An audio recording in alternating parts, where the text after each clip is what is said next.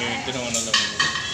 2007లో ఇద్దరం సెపరేట్ అయినప్పుడు ఎవరు వాటా వాళ్ళు పంచుకున్న తర్వాత ఆయన వాటాకు వచ్చిన ప్రాపర్టీస్ అన్నీ అమ్ముకొని నా షేర్ అట్నే పెట్టుకుంటే నా షేర్లో మళ్ళీ వాటా కావాలని చెప్పేసి కోర్టులో కేసేసి ఎంతవరకు అయినపోయేసరికి 2013లో 10 మందిని తీసుకొని ఆయన కొడుకు అందరు వచ్చేసి నన్ను అటాక్ చేశారు. గడపాలతో అటాక్ చేసి ఇక్కడ 36 స్టిచెస్ పడ్డాయి.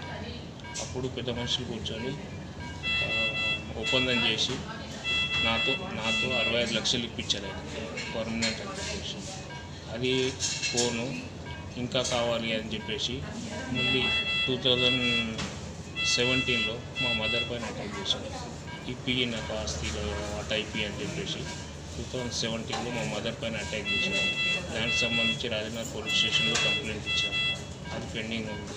2019లో ఈరోజు సుమారు 12 గంటల సమయం నేను అటు నుంచి వస్తుంటే నన్ను ఆపి నా పైన కొడవలతో అటాక్ చేశాను. దేంతో అటాక్ చేశారు? కొడవలతో. ఎవరెవరు ఉన్నారు దీంట్లో?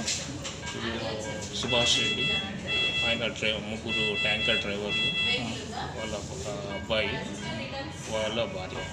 సుభాష్ రెడ్డి ఏం చేస్తాడు? వాటర్ ట్యాంకర్ బిజినెస్ ఉంది. ఇప్పుడు కంప్లైంట్ ఇచ్చారా మీరు?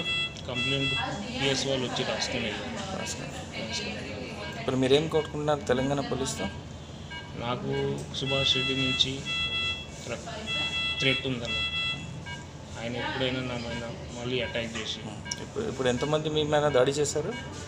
సుభాష్ రెడ్డి, ఆయన ముగ్గురు అనుచరులు, ఆయన కొడుకు, తర్వాత వాళ్ళ భార్య సుమతి, వీళ్ళందరూ కలిసి నా పైన అటాక్ చేసి. ఇదంతా గొడవలు దేనికోసం నడుస్తాయి? ఆస్తి కోసం, ప్రాపర్టీస్ కోసం. ఆయన ప్రాపర్టీస్ అమ్ముకున్నాడు, నా ప్రాపర్టీస్ పెట్టుకున్నాను. నాకు ముగ్గురు చిన్న పిల్లలు ఉన్నారు. ఫ్యూచర్ కోసం అని చెప్పేసి నేను పెట్టుకున్నాను.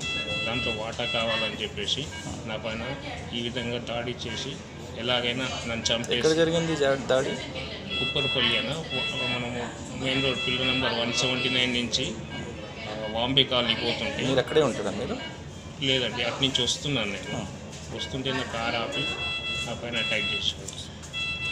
ఆ టైంలో కూడా నేను చంపేస్తే నీ ఆస్తి నేను లాక్కుంటాను అని చెప్పేసి ఈ వర్డ్స్ చెప్పాడు.